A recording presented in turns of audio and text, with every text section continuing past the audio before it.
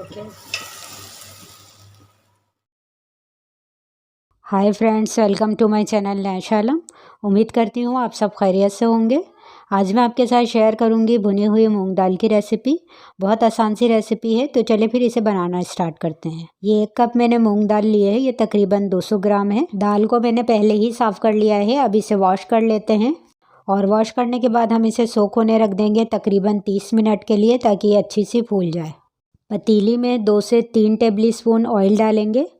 फिर इसमें 1/4 टीस्पून ज़ीरा, 6-8 काली मिर्चें और 1 दालचीनी का पीस डाल के कुछ सेकंड्स फ्राई करेंगे। फिर इसमें आधी प्याज को चॉप करके इसमें शामिल करें। प्याज को लाइट ब्राउन होने तक फ्राई कर लेंगे। प्याज जब हमें लाइट ब्राउन दिखने लगे तो एक छोटा टमाटर ऐड करेंगे इस तरह से काट के, और 1 टीस्पून अदरक लहसुन का पेस्ट डाल के इसे फ्राई कर लेंगे। और मसालों में डालेंगे हम 1/4 टीस्पून हल्दी पाउडर, 1/2 टीस्पून लाल मिर्च पाउडर और 1 टीस्पून नमक शामिल करके थोड़ा सा पानी भी डाल देते हैं ताकि मसाले जले नहीं, और 2 से 3 मिनट इसे भून लेंगे मीडियम फ्लेम पे। मसाले को भूनते हुए 2 से 3 मिनट हो गए हैं। अब इसमें सोक की हुई मूंग दाल डालेंगे और हाई फ्लेम करके मसाले के साथ दाल को भूनेंगे। फिर इसमें आधा कप पानी डाल के इसे कवर कर देंगे 10 मिनट के लिए, ताकि दाल अच्छी सी गल जाए, और चूल्हे की आंच लो कर देंगे। पानी बस इतना डालेंगे कि दाल के बराबर ही पानी हो, ये उसी में गल जाएगी। मैंने इसमें आधा कप पानी का इस्तेमाल किया है। अब कवर हटा के इसमें 2 से 3 हरी मिर्चें डालेंगे।